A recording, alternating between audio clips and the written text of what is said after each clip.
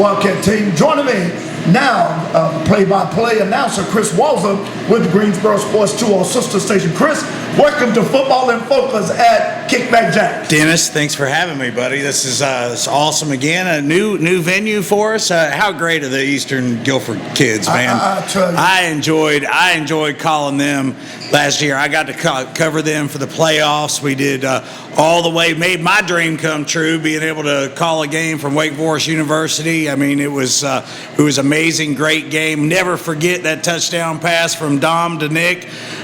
Incredible. It was definitely a dream come true for me. And Kris, do me that they don't get to hear this stuff. Right. The field. All right, let's set it up. All right, Eastern Guilford ball. All right. First possession of the game, Eastern Guilford's got the ball. We got two wide receivers to the right, one to the left. Dom Graves, he was under center. He's going to back up. He's in a shotgun now. Graves ready for the snap.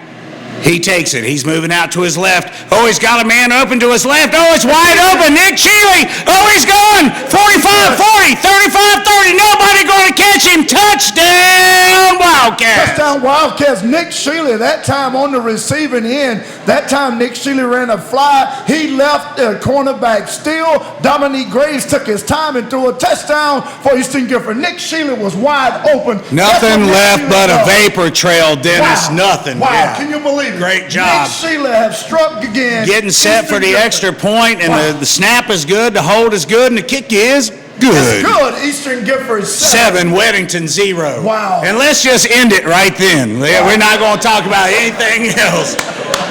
That's awesome, Dennis. Good idea. Yes. You know, guys who have worked together as long as we have since the second time in a week, right? Absolutely. Yeah, we got the. You want to talk about some of that? Go ahead. And the thing that these guys, I'm glad we did that because they never get to hear sports. I know Dom has listened to us in replay before. I know I talked to him and Bryant Barr last year, and they corrected me on a couple things. And you go back and listen to rewind, but as it is happening. Yeah, live, right. How excited it is to us. Sure. Up in the booth, especially when it's on Guilford County, not playing in Guilford County and playing a team outside.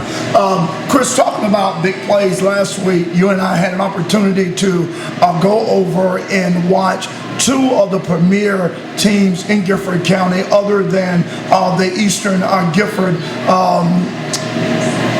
Wildcats.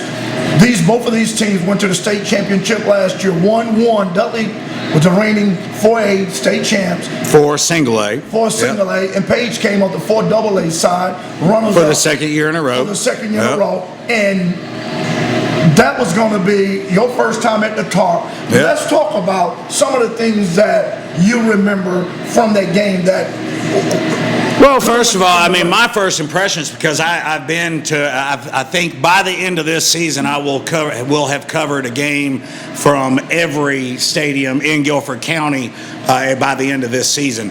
But, I mean, I've been really impressed by a lot of stadiums, but I tell you what, Tarpley Stadium, I mean, it's really second to none in Guilford County. I mean, you'd have to go down to maybe A.J. Simeon Stadium, which is a municipal stadium, but as far as an on-campus, I mean, the way everything is set up. I know we talked about it during the broadcast, the way the grounds are kept and the school is kept and how neat and clean and nice. I mean, and that's a big projection of the program. I believe it carries on. Usually if you drive up to a school and it looks run down and the stadium's run down, the football program's probably going to be run down. I mean, just putting it as generally. But as far as big high points from the game, the Dudley versus Page game, I was super impressed by the defenses on both sides. I mean, I think that if you walk away from that game, the one name that jumped off the page for me was Cortez Pope. I mean, he was a dominant force, defensive lineman for Dudley. I mean, whenever there was a big play, Cortez was involved. Yeah, absolutely. Certainly Dudley defense have a reputation of being a tough defense. And Cortez Pope, he's a big, healthy kid.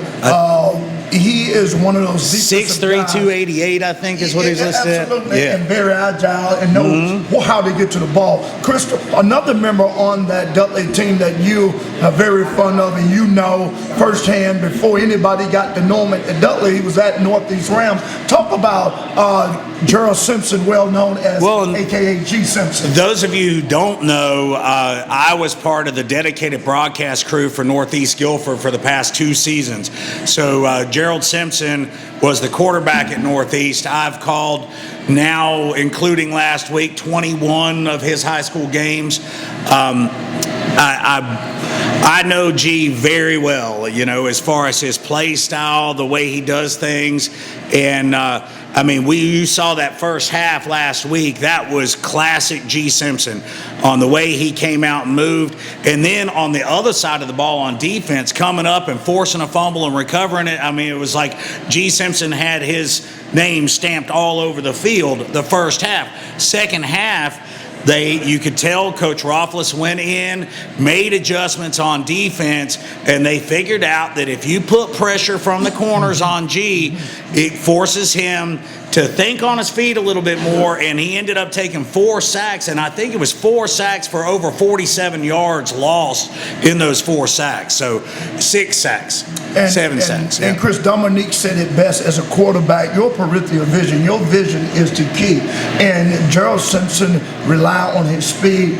A quarterback like Dominique Graves relied on his vision. So each quarterback has a different way of understanding when that blitz is coming, where they're coming from. And you're right, but they begin to wear Gerald Simpson down. And you and I was calling that game. And you said it several times, you got to get rid of the football, where he would just tuck it down and just let them come to him, And Chris, when you look at Page, you and I both said if Page would have had 5 more minutes, that could have been a different Dennis, you go back to that. And those of you who didn't listen to the game or weren't there or didn't see it or just read in the newspaper, when it came out in the third quarter and they went on a 19-play drive, stringing first downs together, making no mistakes, get all the way down to the 3-yard line, and Dudley's defense forces the fumble on the 3-yard line and takes over.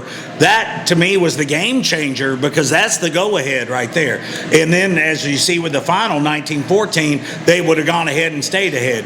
But then Dudley turns around and goes 17 plays the other direction and then can't convert on a 4th down and giving it back. So it was pretty amazing to watch those defenses, 19-14 at the half and then 19-14 in the final. Makes it really exciting for guys like us being a 1-possession game the whole time.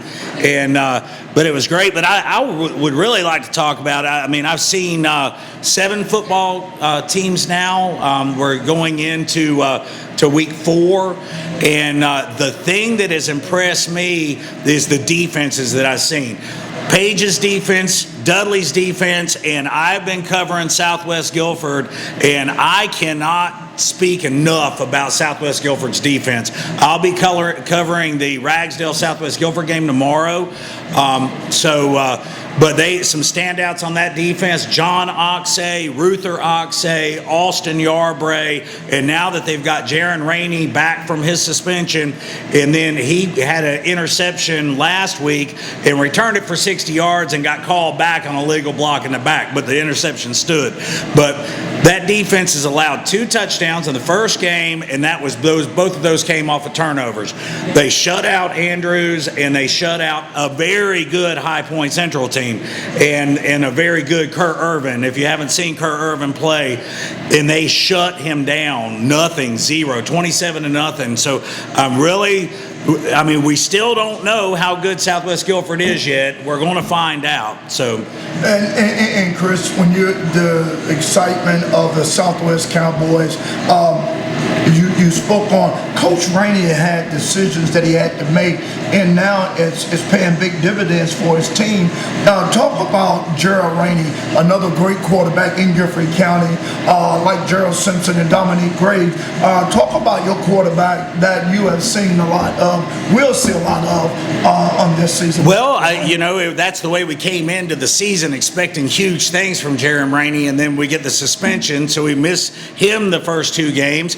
Then you get this bright spot of Devin Flowers, the freshman, who comes in and ends up playing in the second game and leads them to victory there. Played a flawless game, 150 yards passing, 30 yards rushing. He had one pick six, but that was Isaiah Davis from Andrews just being at the right place at the right time, taking it to the house. But other than that, Devin Flowers, his poise in the pocket was amazing.